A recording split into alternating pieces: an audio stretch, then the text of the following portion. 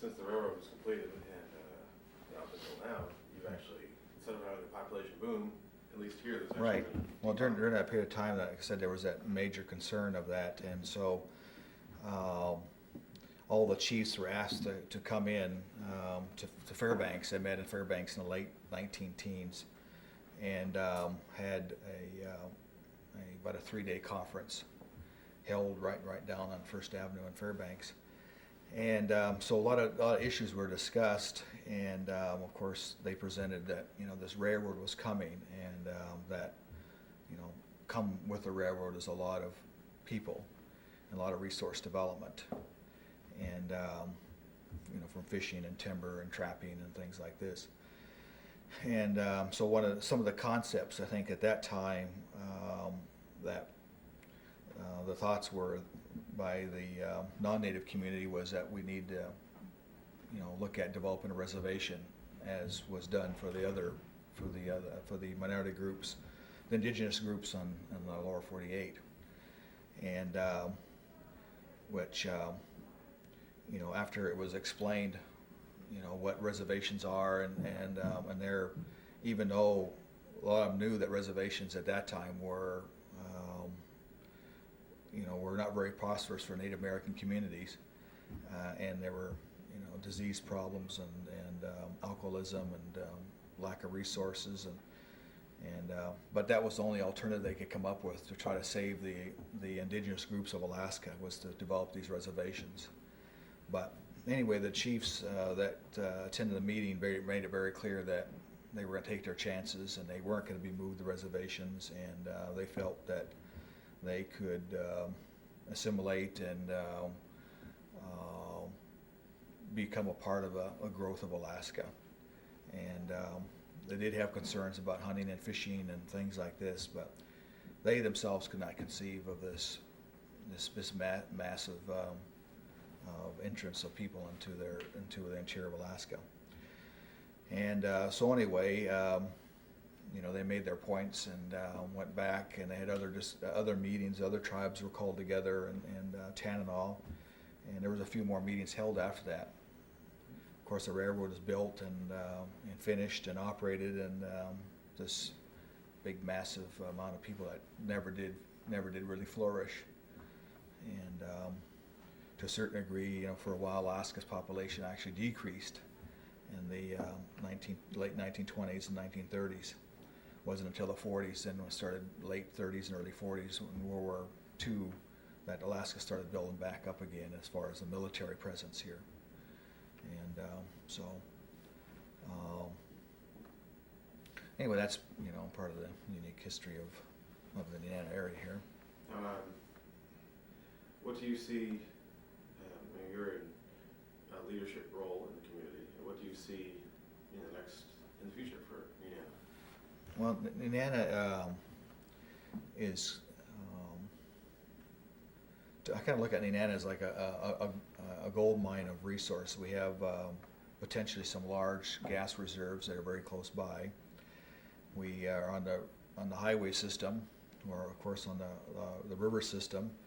We have a beautiful jet capacity airport here, and we have a lot of great services that are here, and that are not normally provided in small communities of population of, say, less than 1,000 people. And we have a good police system here. We have a court system here. We have good social services. We have a good health care. And but for the future of Nenana, a lot of it's going to depend on this gas exploration that's going to happen in late 2003 and early 2004. And that'll tell a lot. But there's still a lot of other potentials here, from agriculture, timber. There's still quite a bit of timber that's harvestable right now, and that's going to have to be harvested in the next 10 to 20 years. And so Nenana has transformed itself many times over from being a fishing community, then a trapping community, and then to a port community, a railroad town, and now we're just kind of a mixture of all that now. A little bit of that and a little bit of this keeps Nenana going, and but Nenana will always be always one of these communities that will always be here. We're starting to see other communities around the state that are, because of location and energy costs, they're kind of drying up and going away. And Nenana is always going to be here. And another aspect about Nenana, and it goes back to when the missionaries built the hospital here as well as the mission schools. But today, Nenana is moving into developing a relationship with the rural communities and bringing their children here to attend high school. We have a student living center here that has a capacity of almost 100 students, and it's about 50% full right now. And once we get some additions built onto the school to handle more kids within the school itself, we'll be bringing in, having opportunities for other young students from around the state to come and go to school here, in which Nenana has always had a very good education system here, and so. That living center, when I talked with Rolf over there, I didn't actually talk to him on camera because we're planning on coming back and doing a separate story, but in a nutshell, the high school in Nenana didn't have a lot of students in it, so it made sense. Didn't have a lot of students in it.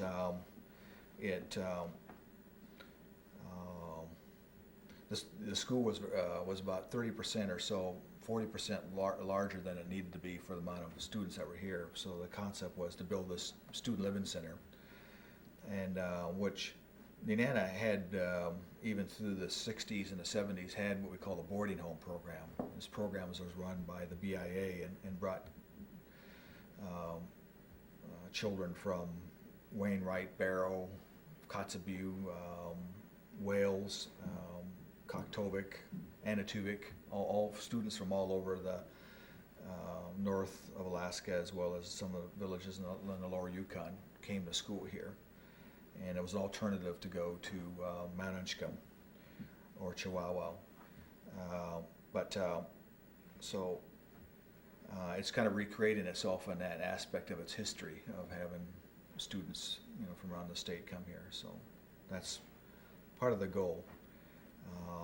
The Student Living Center was built for 100 students, but the school right now is at capacity right now, and so we need to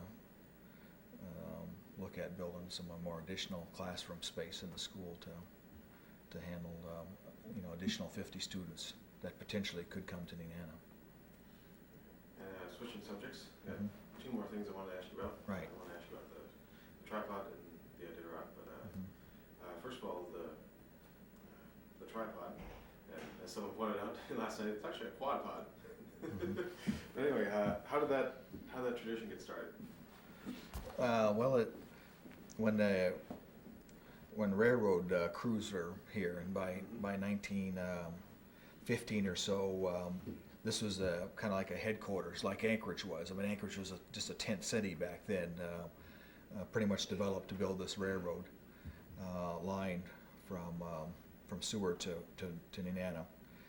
And so it was said that some of the railroad workers during the wintertime, when it was real cold and couldn't go out and work, and things had kind of slowed down, and it was started out as just making bets about when the ice will get out in the spring, because there's always a thrill. Of course, spring and around Nenana here comes very quickly. April 1st comes and it starts to warm up to 40-50 degrees, and things start happening real quick. And so it just became kind of a guessing game, and so they decided to go ahead and let's go one step further. Let's put a tripod out in the middle of the river and tie a line to it, and we'll play some bets, and when it will go out. And so as time went on, it became more and more popular amongst other communities, and Fairbanks, and everybody wanted to buy tickets, at this guessing game, and because after by the fourth or fifth year, the pot of money that was at stake was quite large, especially in those days, and so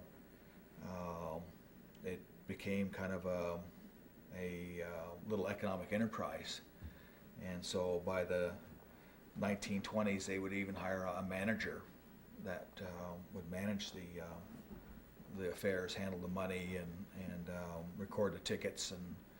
And I know one of the first managers was my grandfather, my dad's father. And so there's been, since then there's been Ice Classic managers ever since. And in fact, my father was Ice Classic manager even in the early 1960s. He for a couple of years period there. And so now as well as it has been, it's kind of an economic boost in Nenana, especially in April when they start to count the tickets and hire 20 or 30 people that had not really had any jobs throughout the winter and needed cash. It was a little boost in Nenana's economy, because about half of the revenues of the Ice Classic is spent within the community, about $300,000. So, and that's quite a bit of money for a small community, new fresh cash coming in. Just so I'm straight, how does that system work? Who makes the money off of this lottery?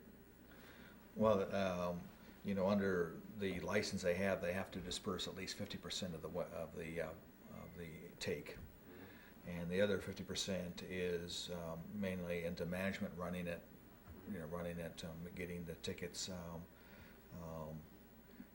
out to all the communities around the state of Alaska, and as well as getting the tickets back here, getting them recorded, typed in, put them into a book, and sorting all the tickets.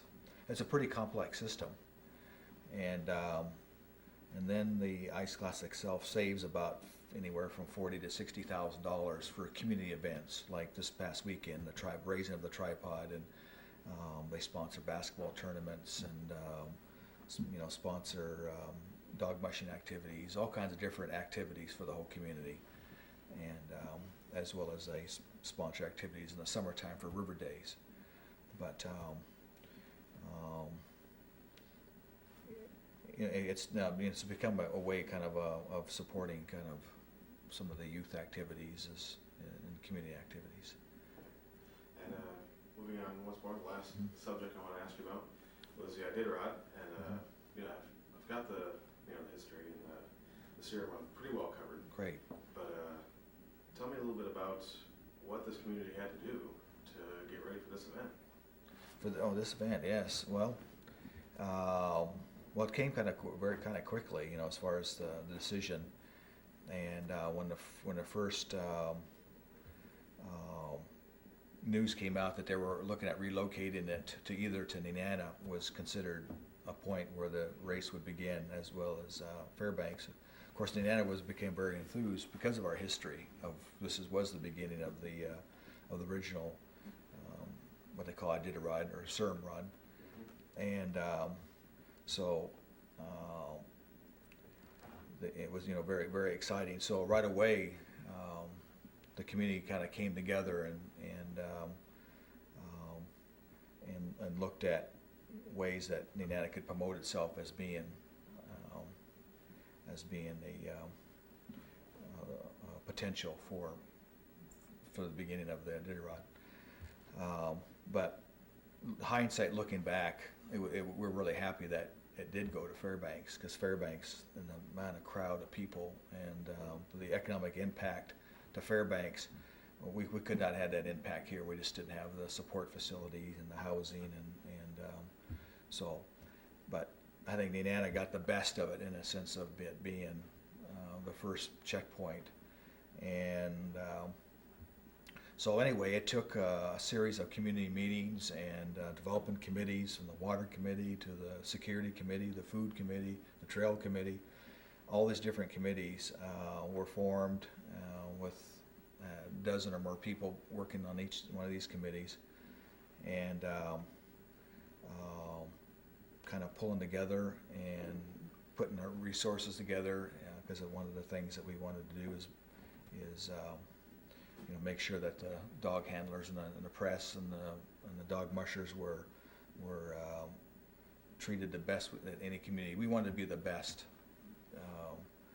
as far as hospitality, and so from the comments that we received, last night, and that was definitely achieved. And so Nenana being its first stop here, and we actually have developed I think even a better intimate relationship with the dog mushers, because a lot of them got to visit and stay. I think at least half of them stayed for 4 to 6 hours, and so there was a lot of interaction, and it was a lot of fun, and it went very well without a glitch. And so I'm hoping to get some feedback from the Iditarod committee and some of the dog mushers when the race is over of how we could have done things better, and hopefully that this will continue. Yeah. Is there anything else that you want to add? Not really. Let's see.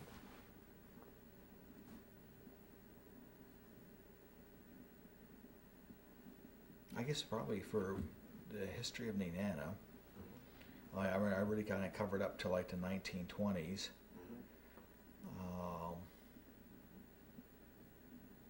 And the 1930s, which is very tough times around here in Nenana.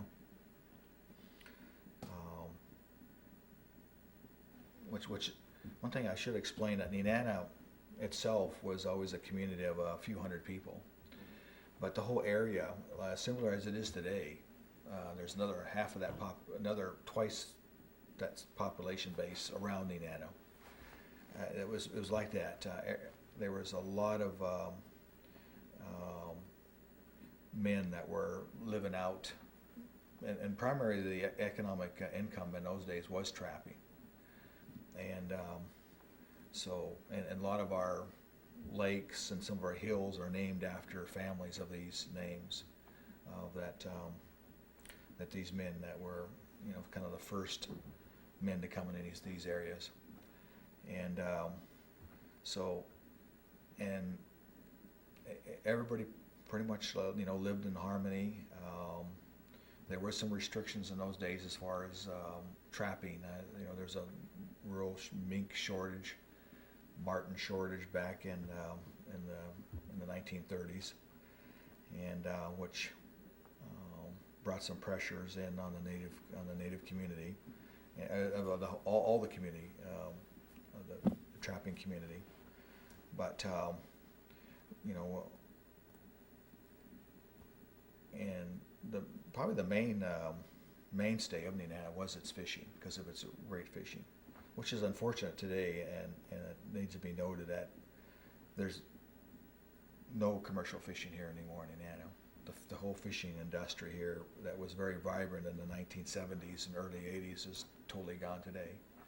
There's no more fish plants, and no more people really making a living off of fish anymore, which is a real sad for that aspect.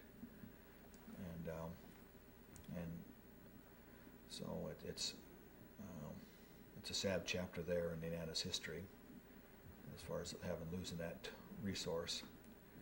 And but anyway, I'll probably just cut it off there. So. I think I've got actually.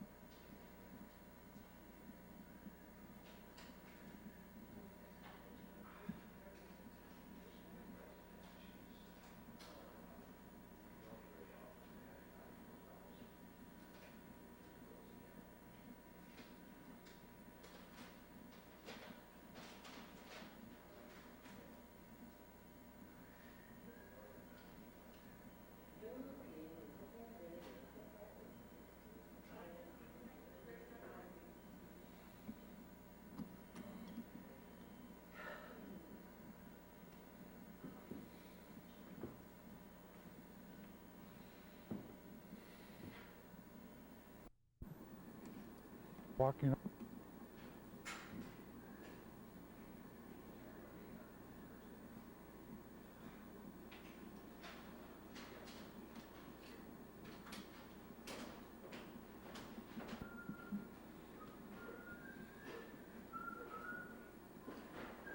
They relegated you to the bathroom?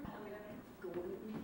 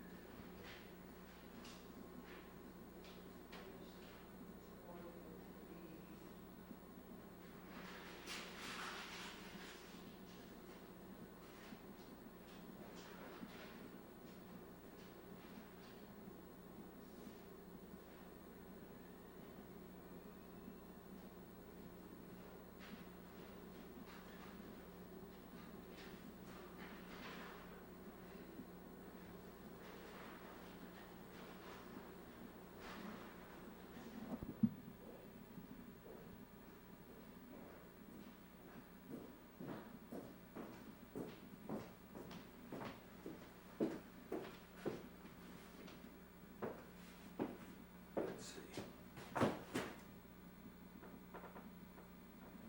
Great great aunt. I'm pretty sure. Yeah, Chief Thomas.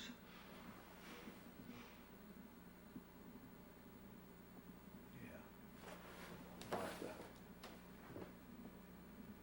Second wife, Martha, and the children. Martha was Chief Thomas adopted Arthur. Okay, so that's that. I'm just going to stop there.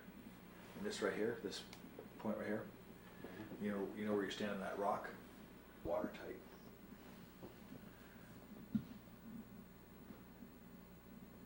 Yeah. But you can see that all his children and grandchildren are all identified as chiefs, right? This is a sign of wealth and power, as they tell you. That was just like money.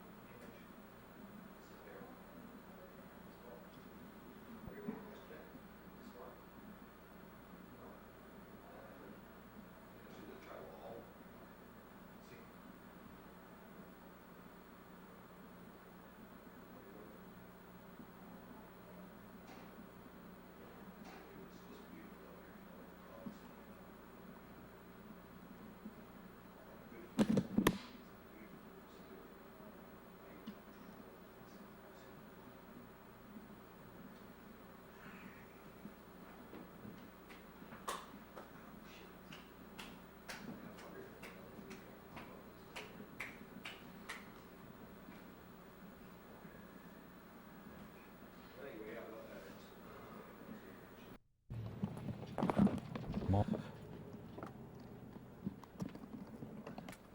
go.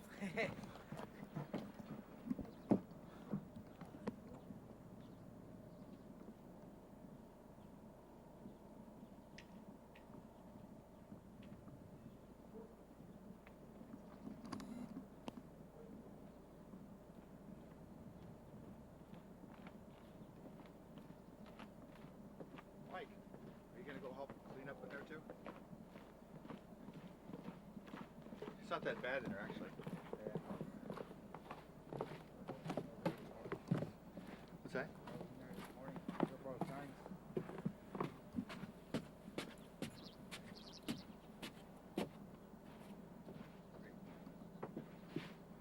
Go in?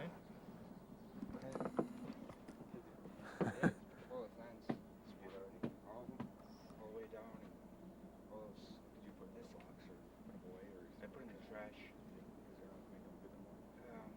Some of them were good. Those circles, they're good. Let's put in cans, stand them up. Because we can find a place. Oh, okay. If you do that, it just. You'll be on TV too. That'd be nice. Yeah. Didn't know that was in your job description, huh? No. Great. Yeah. Cool. All right, why don't you head in? Some of there do. What's that? Go ahead and maybe, Put some of that stuff over there. Oh, you did? Okay. And that's. go ahead and head inside.